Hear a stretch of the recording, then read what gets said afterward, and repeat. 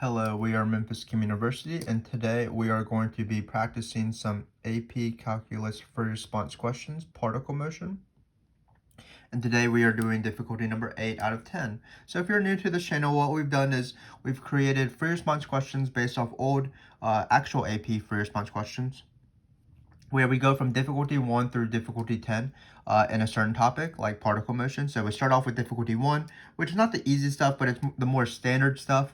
And then we slowly progress in difficulty up to difficulty number 10. So now we're doing difficulty number 8, which is pretty high up there, of course.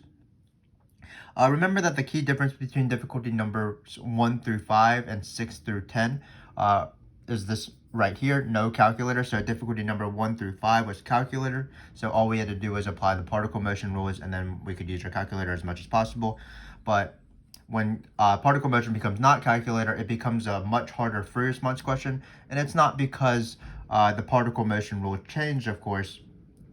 It's because we have to do everything without a calculator. So for example, we might need to take derivatives without a calculator, take integrals with Fundamental Theorem of Calculus without a calculator, draw sign charts and things like that. So let's get going.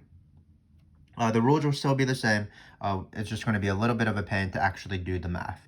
So in this case, we have actually two particles. So it looks like we have a new buddy. This first particle, let's look at particle B actually. So the particle B is given is really standard in these free response questions for particle motion, because we have a velocity. If you can't read this velocity, it says t squared minus 7t plus 10. Sorry about my handwriting. And then it gives you an initial point. Why are they giving you initial position? Well, that's going to be used for Fundamental Theorem of Calculus eventually when we take integrals to find positions either at a time or over the entire interval for particle B. Interestingly enough, though, they give us a second particle, and for this particle, they actually gave us the position formula, which means that we're probably not going to be taking the integral of that, which is good because I might not know how to take this integral, but we're actually just going to be taking derivatives of the position formula to find velocity and acceleration. So as you can imagine, throughout this response question, we're going to be taking derivatives of this guy, and we're going to be taking integrals and possibly derivatives of this guy. But we also have two particles. So you don't know, there are going to be some questions that are just on particle A, just on particle B, or there's going to be questions that involves both of them. So let's get started. Again, let's focus on the rules, and then we will just be careful when we have to do things by hand. So the first question is, when is a particle speeding up or slowing down? Well, a particle is speeding up when velocity and acceleration have the same signs. A particle is slowing down when velocity and acceleration have different signs. So we do need to find the velocity and the acceleration of particle A. Let's rewrite that so we don't have to scroll up in our high technology sort of that we're dealing with. So this is the first particle. This is its position. Again, we need to find both velocity and acceleration. So I'm going to do that real quick for you guys. So for velocity, it's going to be the derivative of this guy, which requires the chain rule. So it's going to be something over t squared minus 8t plus 15. And then we do need to multiply by the derivative of the inside because the chain rule mandates for us to do that. So the derivative of the inside using the power rule is 2t minus 8. You could have written it over here and written a 1, but you'll eventually write it like this to simplify. Then we have the acceleration. Again, speeding up and slowing down does require both rules. If you have been following this video series, we have had several questions on speeding up or slowing down. Usually you just need to plug it into a calculator and take the derivative with the calculator, but here we have to do everything by hand. So let's look at this guy. How do we take this derivative? It's going to be quotient rule. So it's going to be low, or the denominator, times derivative of high. That's not too bad. That's just times 2. Keep in mind that as I'm doing the quotient rule, I'm being very careful with parentheses because I want everything to distribute in the right way if necessary. So you're going to write high, which I'm going to write in parentheses, and then derivative of low, which again is 2t minus 8 over low. So all of this squared. And we have taken the derivative. So let's rest a little bit and let's just review what we want to do. We want to plug into both of these functions. We'll be careful with fractions, of course, and then we're going to just compare the signs of these two functions. And if they're both positive, speeding up, both negative, speeding up. And if one is positive, one negative, the particle will be slowing down. So let's do that. This is not particle B, this is particle A. But we're kind of plugging 2. So let's plug in 2 into velocity because it doesn't look that bad. So when you plug in 2 into the top, you're going to get 4 minus 8, which is negative 4. And then when you plug in 2 into the bottom, this actually looks not too bad because when you plug in 2 here, you'll get minus 8 times 2, which is minus 16. Minus 16 plus 15 is minus 1. So then we have 2 squared in the front, so that's 4. So we get 4 minus 1, that's going to be 3. But we really don't care about what this number actually is. I mean, we want to find it accurately, as accurately as possible. But remember, the only thing that matters is actually that it's negative. So if this were, for example, minus 14 or something like that, it would still result in the same answer.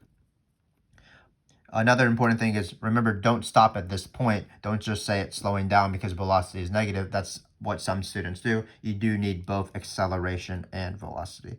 So let's find acceleration of 2. Just keep in mind that when we plugged in 2 here into 2t minus 4, that was negative 4. So for example, and also when we plugged in 2 into the bottom, we got 3. So it looks like over here, we're just going to get 3 times 2 because 2 into this was 3. 2 into this was 3. So it looks like we're on the bottom, we're going to get 9 because it's 3 squared. And then looks like, let's be careful with negatives. We plugged in 2 into each of these, we'll get negative 4. So let's simplify this. Well, negative 4 times negative 4 is 16. 6 minus 16 is negative 6. Sorry, negative 10. 6 minus 16 is negative 10. So we get negative 10 ninths. Again, all we care about is whether it's negative or positive. So it's negative. And now we are ready to answer the question. If you've watched these videos before, you know that I often run out of room because I'm not very organized. So I'm going to write it in this little box right here. So let's just write small. Because we already know the answer. It's going to be speeding up because both of these are negative. So particle A is speeding up.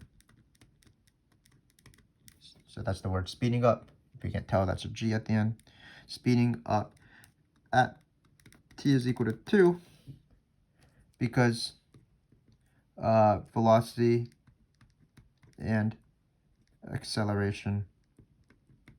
And you can do say a few words here are both negatives, share signs. Let's write the word share signs. And we are done. So hopefully you can read that. Again, it says particle A is speeding up at t equals 2 because velocity and acceleration at t equals 2 share signs. So again, this question wasn't any harder than difficulty 1 even. It uses the same rule, except that we unfortunately had to take derivatives. One derivative requiring the chain rule, which is this one. One derivative requiring the quotient rule as we went for the second derivative, acceleration. But if we were careful with parentheses and plugged in 2 correctly, we were able to find the right answer. So again, not too bad. Just be careful when you actually have to do math, basically. Let's do this next question. So it says, for 0 less than t less than 6, find all the times t during which the particle travels and which both particles travel in the same direction. So let me remind you about this rule. So this is about moving forwards or backwards. A particle is moving forwards when velocity is positive. A particle is moving backwards when velocity is negative. It's at rest when velocity is 0, but in this case, it doesn't ask that question. So what we need to do is we need to see where both of these velocities, here's velocity of particle A, here's velocity of particle B.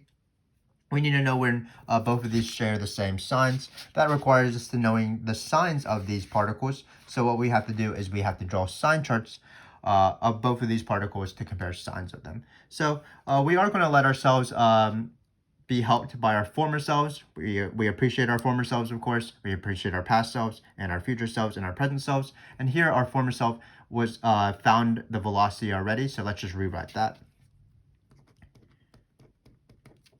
Definitely treat both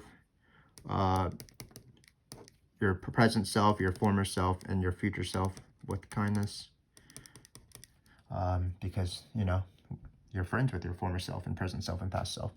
But let's move on about friendship with ourselves, and let's do this further question. So it looks like here we have a second velocity. Let's use this guy. So again, our goal, our immediate goal will be to try to will be try to draw the sign chart of both of these velocities. So if you want to watch our sign chart videos and our shapes of curves videos, they include a lot of sign charts, but the main thing to remember that when you draw sign charts by hand, what you want to do is you want to factor everything that you see. So for example, in this case, I'm going to factor t2 minus 4. And in this one, I'm going to factor it as t minus, I believe, 5 and 3. Great. This one is also pretty not too bad to factor. I believe it's 2 and 5. So we have factored everything. We are ready to draw the sign chart. So let's draw this sign chart. We're going to go all the way to 6. So first off, we're going to draw the sign chart of velocity b because it looks a little bit easier.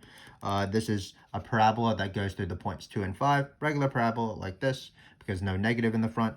So it's going to be, let's label these out. 1, 2, 3, 4, 5. That looks pretty even. And then it's going to go from 2 to 5. So it's going to look like this. Great. And then let's draw the velocity, the sign chart of the other particle. Can't really talk sometimes as I do math, but I do what I can.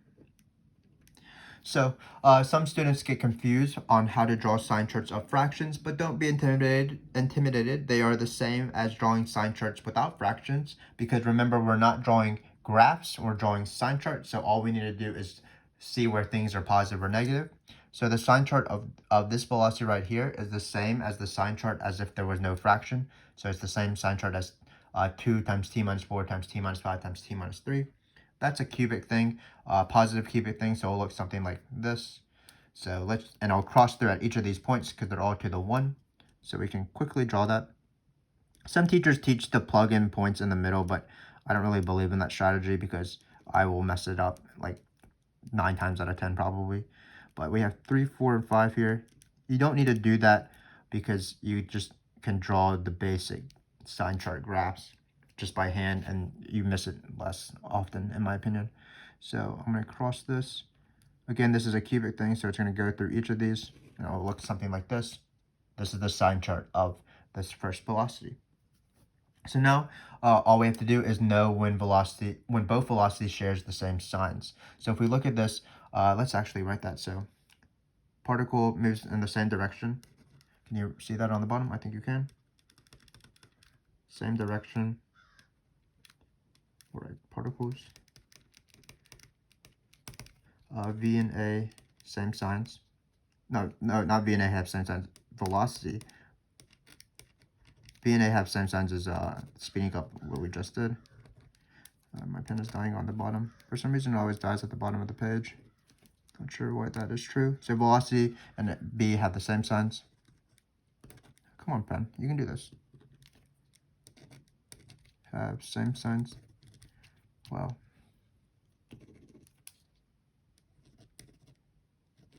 I don't understand why it's so bad. Okay, so that was a bit of a struggle to write that sentence. Try to write it in a pencil if you can. I'm just writing a pen so it's easier to see, but it's not even that easy to see, so it's sort of defeated the purpose. But let's go for the answer. So again, both of these particles are going in the same direction if they're both negative, meaning they're both moving backwards, or if they're both positive, meaning they're both moving forwards. So let's take this first interval. Looks like from 0 all the way up to 2, particle A is moving backwards because it's negative, and particle B is moving forwards because it's positive. So that's not going to be part of the answer.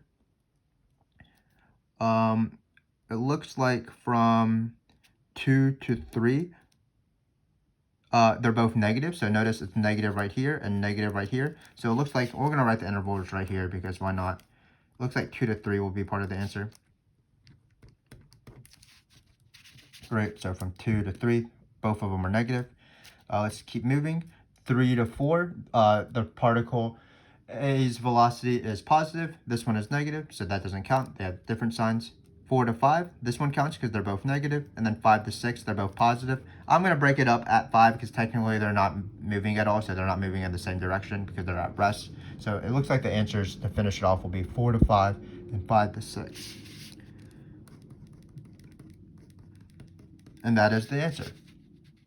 So again, let me repeat myself because I like to hear myself talk. In order to determine whether a particle is moving left or right, you have to draw the sign chart of it.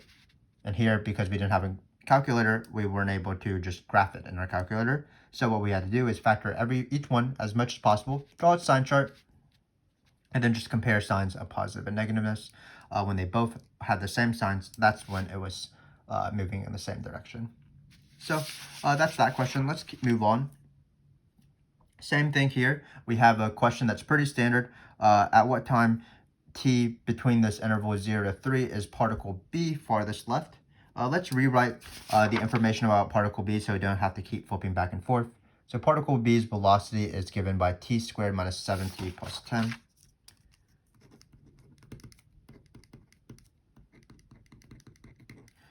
We have this initial condition. So just remember that in these questions, time is the independent variable. So if you wanted to write it like a point, it'd be 0, 2, which is kind of confusing, obviously, because x would be in the second coordinate.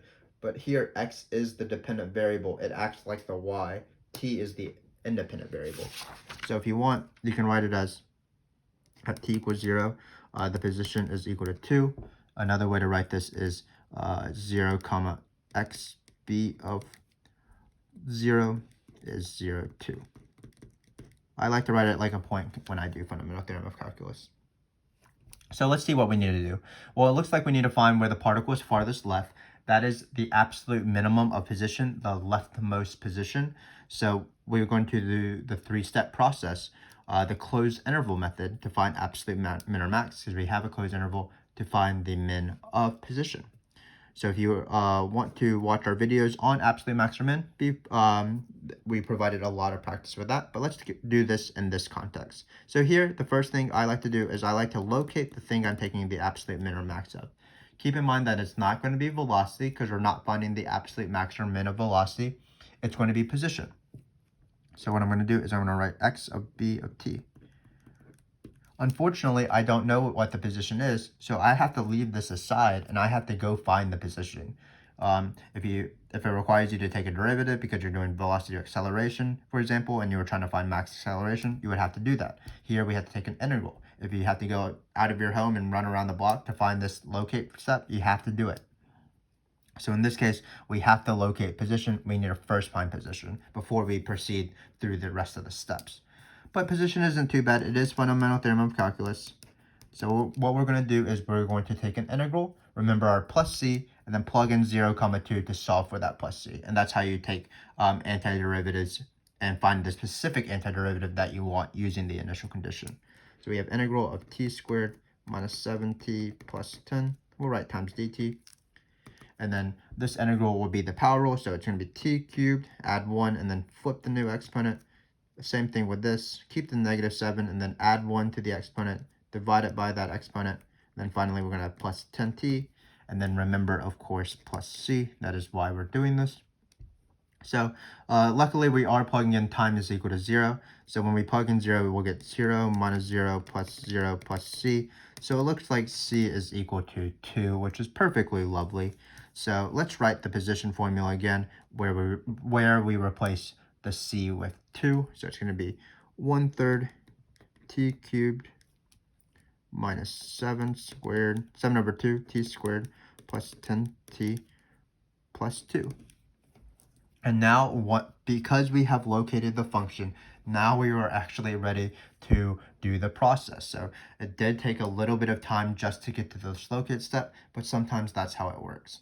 So we're going to take the derivative. This is the critical point step, CP standing for critical points. What that entails is taking the derivative, setting it equal to 0. So we're going to write the derivative of this function. Well, the derivative is obviously going to be velocity, but let's just take the derivative as if we didn't know that. When we take the derivative of this thing, we're going to be doing power rule. So when we bring down the 3 will cancel and we'll be left with t squared. When we bring down the 2, it'll be minus 7t plus 10. And we're going to set this equal to 0. And that, notice that, of course, the derivative is velocity. I think I don't have to flip the page to factor this. I think it's just t minus 2, t minus 5. We're going to set it equal to 0. Remember that sometimes on the AP exam, they'll just give you a point if you write equals 0, the derivative equals 0, because they say, like, considering the velocity being 0. So I like to remember this step not as the derivative, but as the critical point step. So now we're going to form our table. So this is our table. This is going to be position. So again, the key is what's going to be the right side of this column. Well, the right side of this column is not going to be velocity because we're not finding the minimum of velocity. We're going to be finding the farthest left of the particle. So we're going to plug in the position here. That's why we always plug in the locate. And that's why I like to explicitly write the locate, even if it's the given. So what numbers are we going to plug in to the left side? Well, we always plug in the endpoints, which are 0 and 3. And then we plug in the endpoints that fit within that interval, the critical points, that fit within this interval. So we're not going to have 5 here because 5 doesn't matter. We only care about the world that starts at 0 and ends at 3. So we're only going to plug in 2 here. And then the hardest step is probably this last step. We have to plug in 0, 2, and 3 into all this junk, I guess. So I'm going to do that slowly because I'm really bad with fractions. So first, plugging in 0 is not that bad. We have 0, 2, 0, 0, 0 plus 2. Not too bad.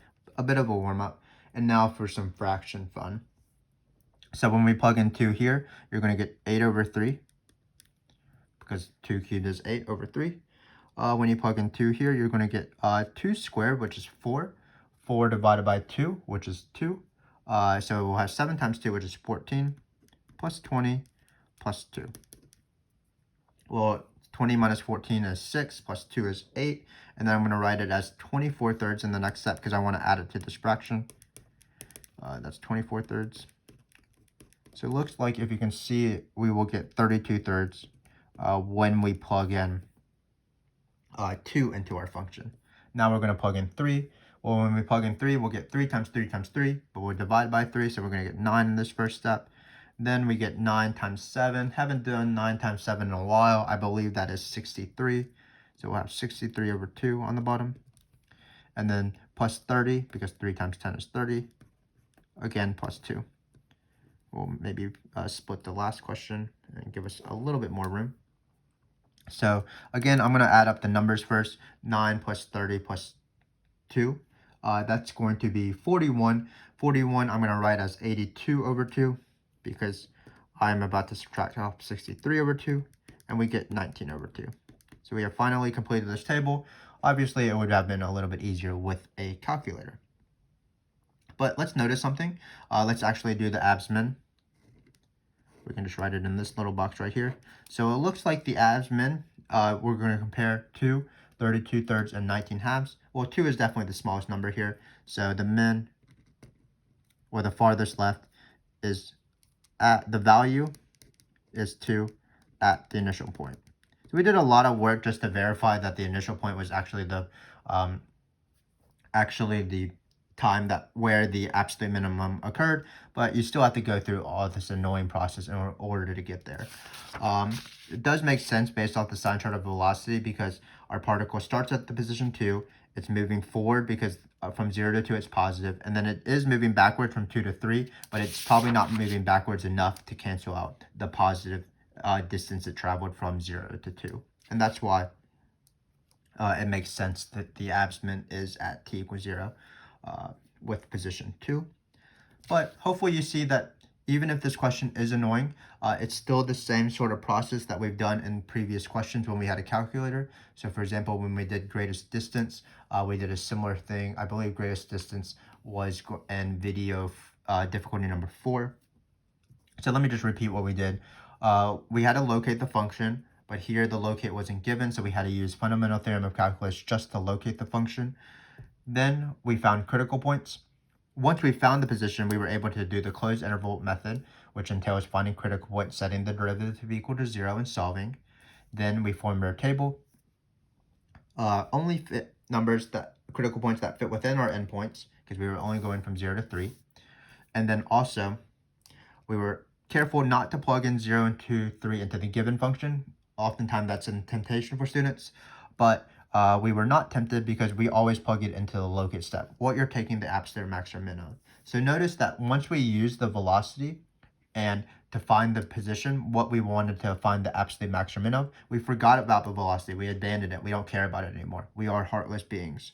We only care about the things we want. In this case, it was position. So once we were able to take advantage of velocity to find position, we just left it alone. and never went back. So this is just how you do absolute max or min questions. Just be very careful. The main error that students make is that they take the absolute max or min of the wrong thing. So for example, if velocity was given and you wanted to find the absolute max of acceleration, they still try to find the absolute max of velocity instead. So just be careful about that. Again, you can watch our videos on absolute max or minimum where there are a few particle motion examples in those questions. But for now, what we're going to do is we're going to do this question. Are the particles moving closer or away from each other at the time t equals 1? So in this question, what people think is that you only need velocities, but let me just tell you why that's not true. So let's say we have particle A here.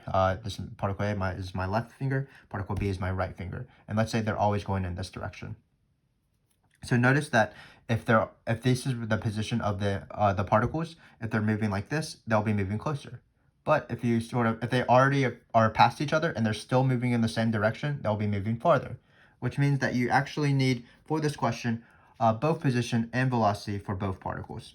So I need to find x of A of 1, v of A of 1, x of B of 1, and v of B of 1. Positions and velocities of both particles. But for the velocities, you actually don't need to find the actual velocity. You just need to tell whether it's positive or negative because you want to show what direction it's going to. So again, we're going to trust our past selves. And then we're going to see, we have these sign charts. And notice that t equals 1, velocity is negative, and t is at, for particle B, at t equals 1, this is 1 here, velocity is positive.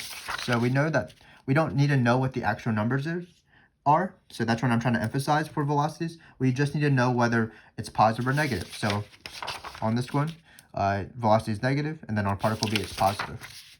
So this is negative, this is positive. And this is because of the sign charts of velocity on the previous pages, on the front page.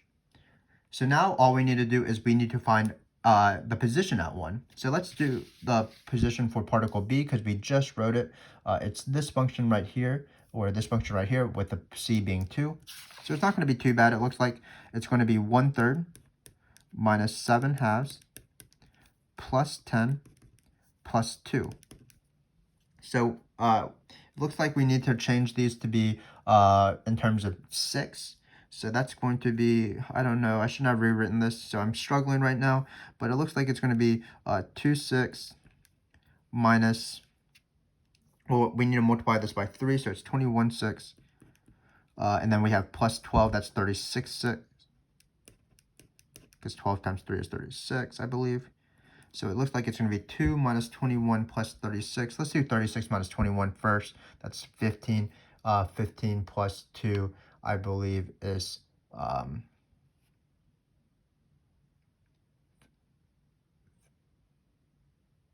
yeah, 15. This was actually 10t, actually. So yeah, 15 plus 2 is 17, so it's 17/6.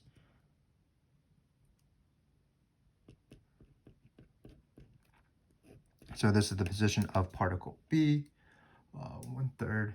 I believe that's right. 10, 12. Oh, that is not right. Let's actually do this again. I'm sorry, I can't do math. Let's do this slowly. Let's find the position of particle 1.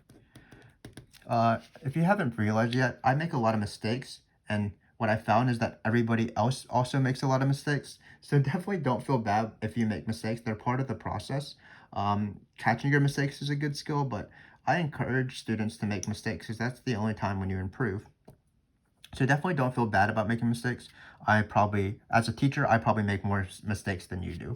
So let's plug in 1 and let's be careful here. So when you plug in 1, you get 1/3 minus 7/2 plus 10 plus 2.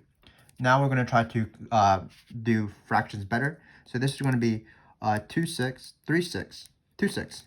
1/3 is 2/6 minus 21/2 plus 12, but 12 times 6 is not 36 as I previously thought, but 12 times 6 is 72. So this is over 6 as well. And then finally, when you do 72 minus 21 plus 2, you are going to get 72 minus 21. That's going to be 51 plus 2. We're going to get 53/6. So again, don't feel bad making some mistakes.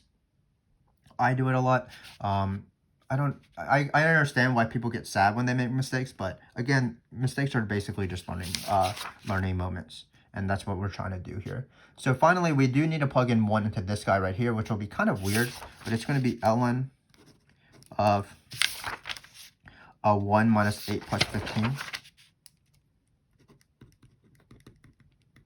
So this is going to be ln of 15 minus 8 plus 1 minus 8, which is negative 7. Negative 7 plus 15 is just going to be 8. So in this case, this is not the best question because I don't exactly know how big ln of 8 is compared to 53/6. Let me just tell you that using a calculator. So if this were a better question, you would have gotten a number which you would have been able to tell what ln of 8 is. But ln of 8 is around 2.079. So maybe that just should be a given somewhere. ln of 8 is this number. 53/6 though. Well, 6 divided 53/6 is going to be a little bit over 8. So again, we don't need to know exactly where these particles are, just where they are in relationship to each other. So at particle A, this is around 2.0-ish. Particle B will be around 9-ish, because 54 divided by 6 is 9. Particle B is going to be moving to the right because velocity is positive. That was determined by the sign chart of velocity. Particle A is moving to the left because velocity is negative. Negative over here. And thus the particles are moving farther away. Because again, you don't see velocities, you don't see the time equals 1 on these on this little number line here, but from this number line we can tell that this particle B is going this way, particle A is going this way. Because the particles start in this orientation, they're moving farther away from each other at time is equal to 1.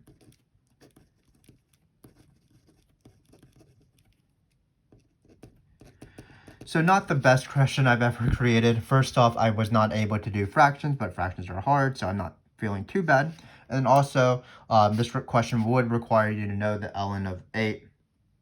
One thing to keep in mind if you don't know is that ln is usually below the function of the identity line. So ln looks something like this, and the identity line's a little bit above it. So for example, if this is above 8, then ln of 8 will certainly be lower than that. So that's a sort of a computer science magnitude sort of thing. But hopefully you got something out of this question and all the other questions.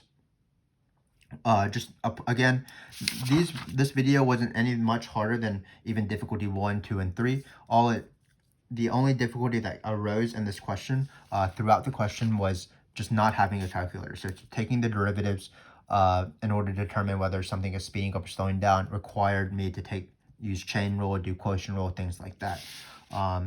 Determining whether the particles change direction or which direction the particles were traveling in at certain times required me to draw both sign charts by hand.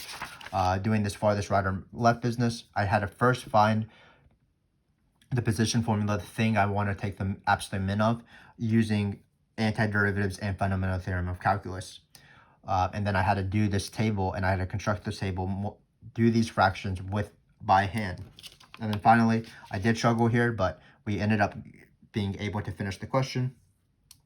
Moving closer away is not a hard question as well. You just need to find position and velocities for both particles at the certain time that you want, in this case 1, but this required doing fractions, and fractions is hard.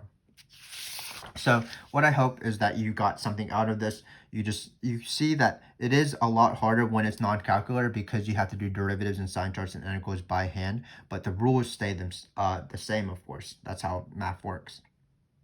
So what I would encourage you is continue watching this video series. We are going up even harder at levels 9 and 10, where the difficulty will probably again be ramped up, not based off the particle motion rules, but it'll be based off of the integration and things like that.